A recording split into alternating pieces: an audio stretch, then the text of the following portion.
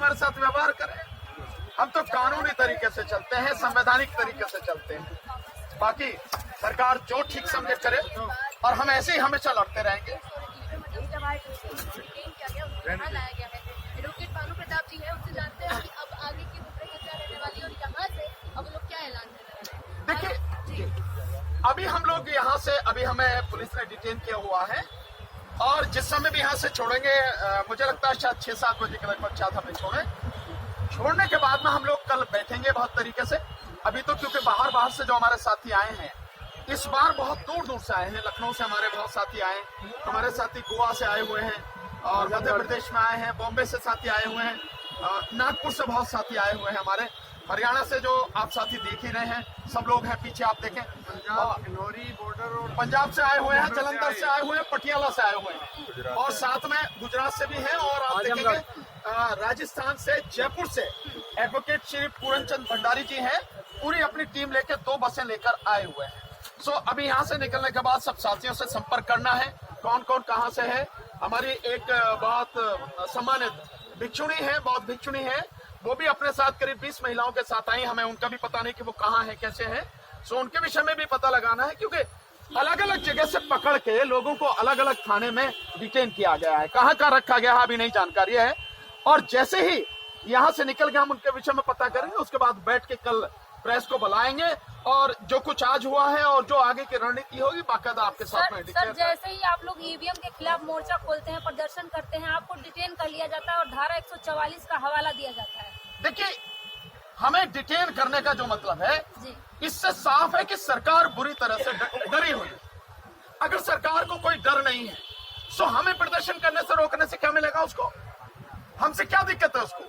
लेकिन सरकार क्योंकि ये जान चुकी है कि ये आंदोलन ईवीएम हटाओ संयुक्त मोर्चा के बैनर तले और जो बहुत अलग अलग संगठन लगातार जुड़ रहे हैं और संयुक्त किसान मोर्चा का पूरा समर्थन मिला हुआ है। और अभी मैं 22 तारीख को शंभू बॉर्डर पर भी मैं गया, वहां भी किसानों ने खुल के हमारा इसका समर्थन किया है।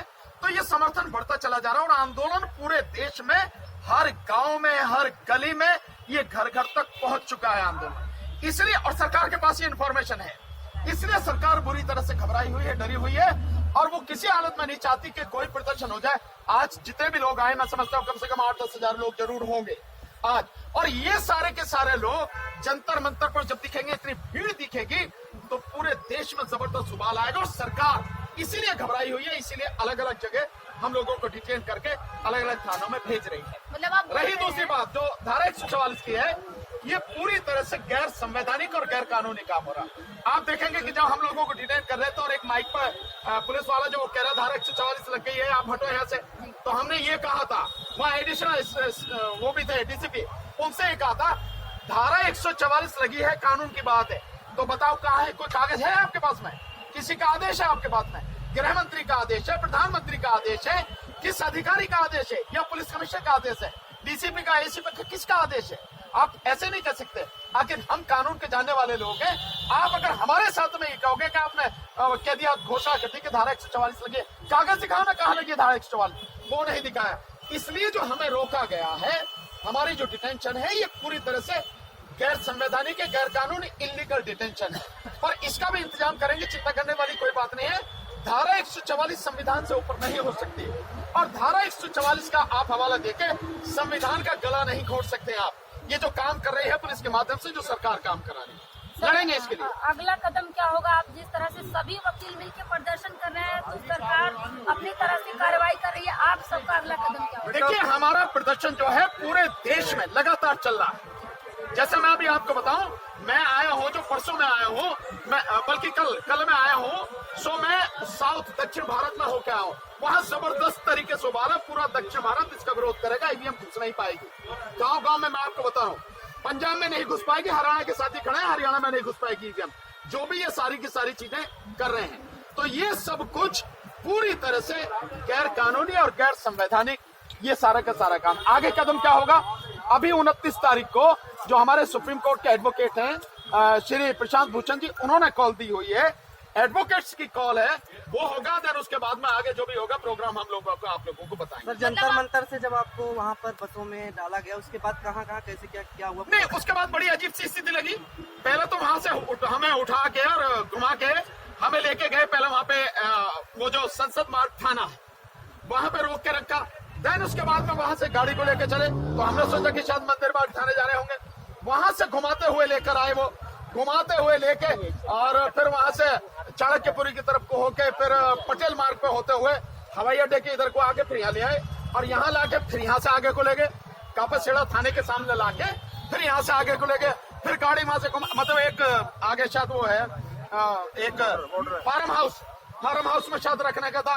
फिर उसने शायद क्या हुआ हमें नहीं पता। उसके बाद आगे को ले गए और वहां हरियाणा बॉर्डर से घुमा के और तब यहाँ लाके यहाँ इसमें कापासेड़ा थाने में इस समय हमें डिटेन किया। कितनी देर से हिरासत में है आप लोग? नहीं, आप समझे कि जिस समय हमारा प्रोग्राम तो 12:30 बजे हमारा वहां पे था और आप समझिए करीब 1 बजे के लगभग हम लोगों को वहां से डिटेन किया।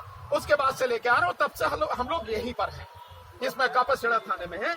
अब जिस समय भी हमको छोड़ेंगे उस समय की बात है। लेकिन सर जंतर मंतर के पास तो और भी थाने थे वहाँ नजदीक में, भाई अलग अलग जगह जो है क्यों कर रहे हैं ये, क्योंकि सभी थाने इस समय भरे हुए हैं। आज जो एक जबरदस्त प्रदर्शन था, अलग अलग जगह से लोग आए, इन्होंने कुछ लोगों को कहीं 50 को, कहीं 20 को, कहीं 25 को, कहीं 30 को, कहीं 70 को, कहीं 60 को, इस तरह से अलग अलग थानों में इन्होंने जो है डिटेन करके रखा हुआ है। इसलिए जगह नहीं है, इसलिए हम लोगों को इधर लाए। और वैसे भी हम सारे के सारे जो मुख्य लोग हैं यहाँ पे, मैं हूँ, मेरे साथ में इंजीनियर डीसी कपिल साहब हैं, डीएम राजन सिंघा साहब हैं, साथ में भाई महमूद पराचा जी भी हैं और मंत्री जी राजेंद्र पाल गौतम जी भी हैं। आप हमारे साथ में चौहान साहब भी, हम जितने भी हमारे एडवोकेट प्रेम सिंह जी हैं, आप देवास मध्य प्रदेश से आए हमारे एडवोकेट साथी हैं।